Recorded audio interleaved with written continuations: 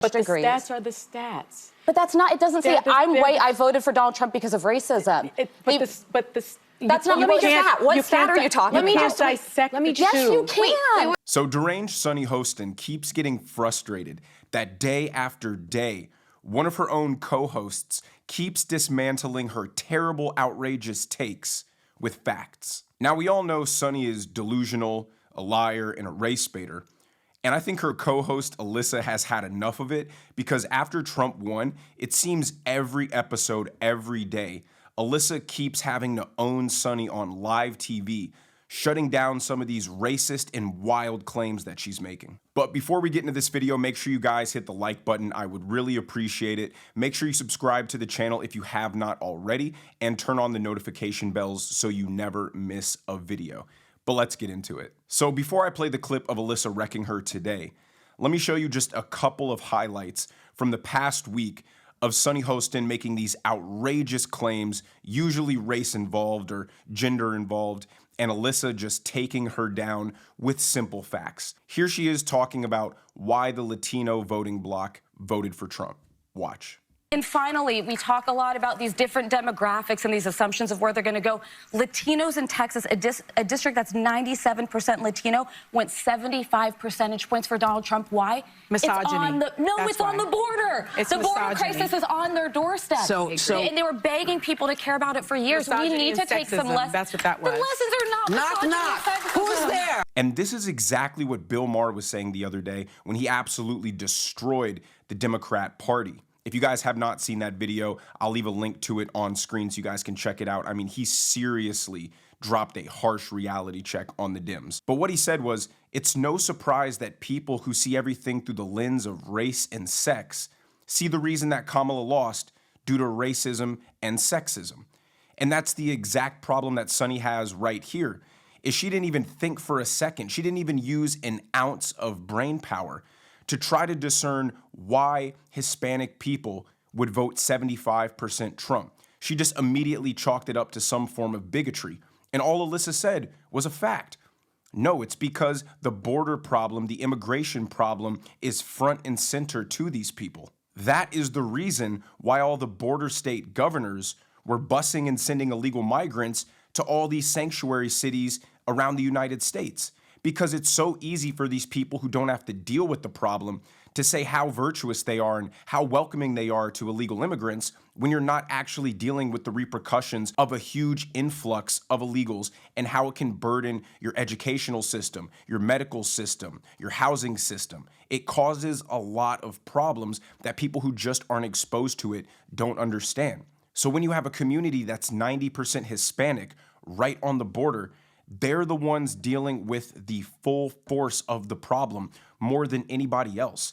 Their jobs are going to be the ones that are affected more than somebody up somewhere else in the United States who doesn't have to deal with this. But as Bill Maher said, when you're somebody who sees everything through your woke lens of racism and sexism and everything, that's the only logical conclusion you're going to have for why a woman, or a black woman in this instance, lost. Now here she is bashing white women, calling them uneducated because they voted for Trump.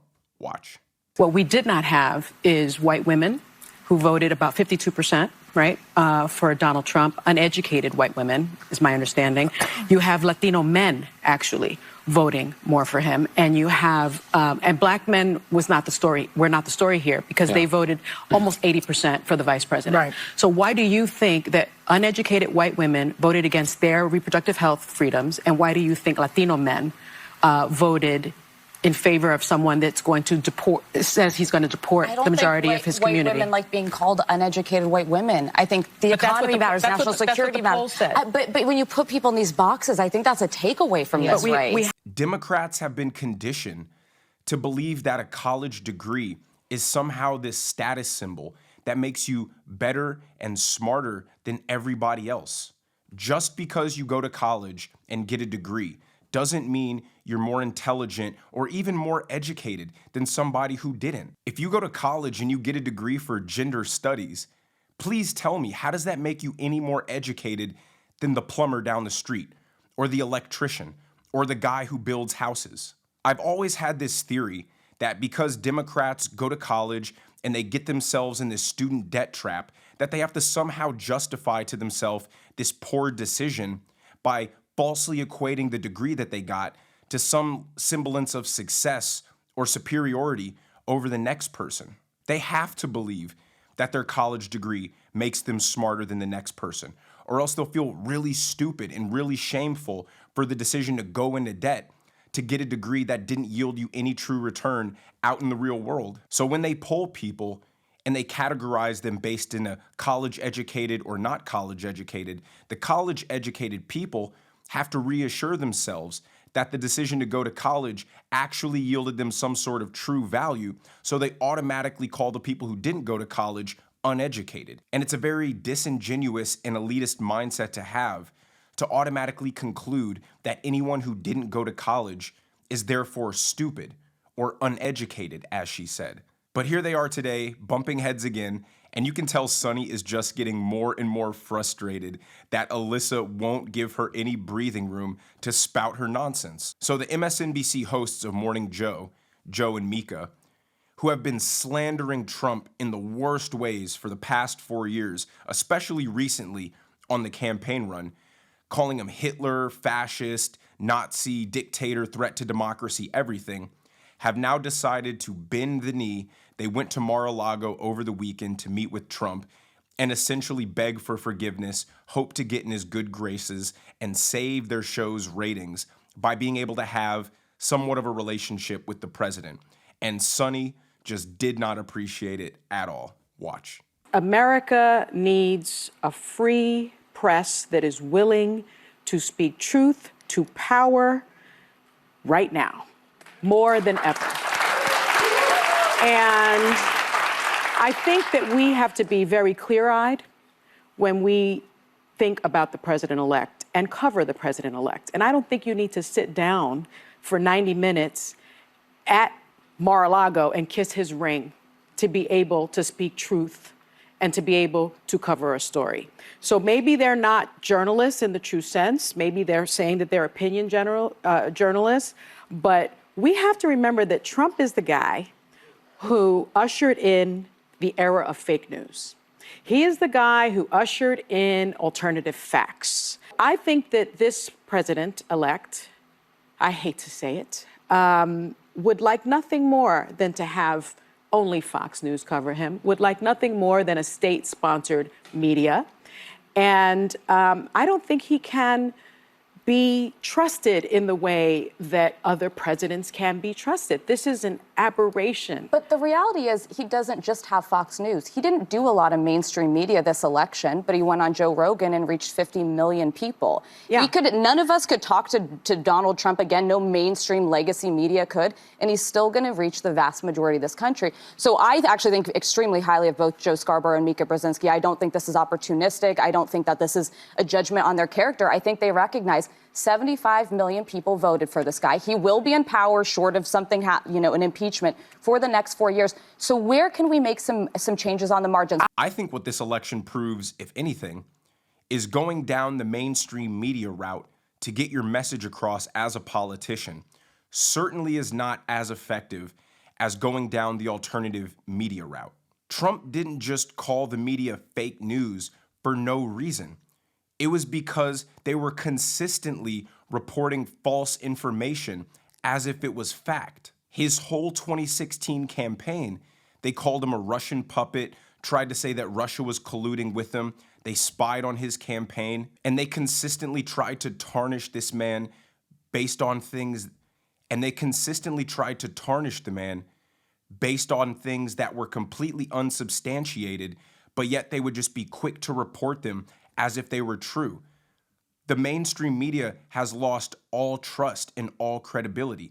And that's why you saw such a huge explosion over the last 8 years in podcasts and alternative media, because the media only reports what it wants you to hear and in a way that it wants you to hear it. The media was the one telling you that the COVID vax was 100% effective in stopping the spread and that you would never be able to get COVID again, which was proven to be blatantly false. And they never retracted that statement. When they're wrong, they never apologize. And they report a lot of things that come out to later be completely false. and never give any sort of apology for it. So that's why the media got labeled fake news. And it's too late for them to backpedal because Trump proved in this election victory that the alternative media sources are far more effective at actually reaching viewers in terms of volume, the number of viewers that you can reach, and in terms of depth, how deeply you're able to go and connect with the viewers. So while I think it's good that MSNBC wants to attempt to be a little bit more transparent and unbiased, I think it's too late and honestly doesn't make a difference at this point. But it was still good to see them publicly bend the knee to Trump and admit that they lost and give up the fight. I know that as a country, it's very difficult for people to believe that racism and misogyny, they're just alive and well.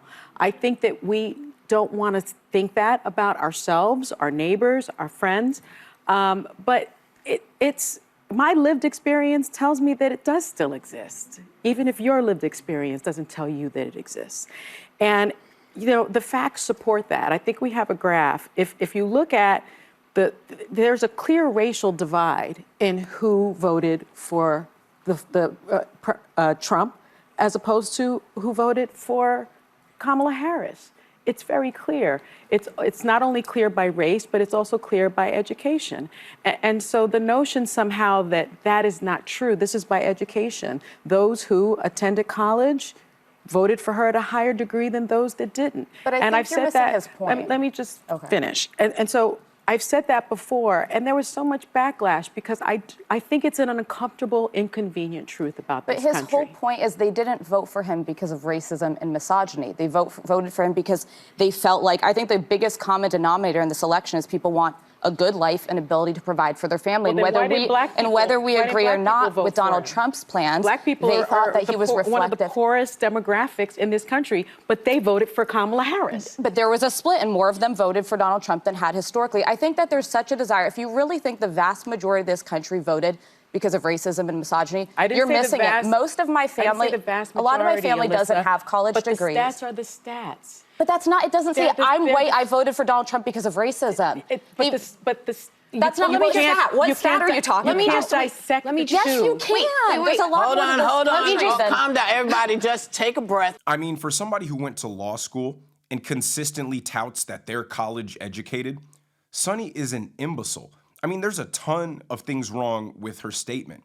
Number one, she said that, well, sexism and racism is true in my lived experience, even though it might not be true for yours. That's the whole problem with this my truth crap, is it's her opinion. That doesn't make it true. It doesn't mean that racism and sexism are systemically prevalent and widespread. That would be like me saying starving is not my lived experience, so therefore nobody else starves around the world. I mean, it's just narcissistic and it's simple-minded to make a statement like that, especially from somebody who consistently touts how smart they are. And the next, she proves she doesn't even understand what statistics are or how to use statistics to justify an argument. Just because white people voted more for Trump than Kamala doesn't mean therefore white people are racist or the reason for their vote is racist. Unless she's making the blanket statement, which I'm sure she believes, that all white people are racist. But again, her argument would just break down and crumble if you peeled back a few layers and you looked at certain subsets of white people who did vote more for Kamala Harris than Trump. And it also works in reverse. Her graph just showed that the majority of Hispanics voted for Kamala Harris, but in the segment I just played about the town that's 90% Hispanic that voted 75% Trump, she said the reason for that was racism and misogyny. So her arguments consistently contradict themselves. And then she also doesn't know how to deduce what the information that she's even trying to convey to back up her point is saying or even means. I'm enjoying seeing Sunny get wrecked by her co-host every single day at this point. I hope you guys are too. Let me know in the comments section below if you guys are getting a kick out of this. Make sure you guys like the video if you haven't already. Make sure you subscribe to the channel if you have not. Turn on the notification bells so you never miss out on a video. And I will see you guys in the next one.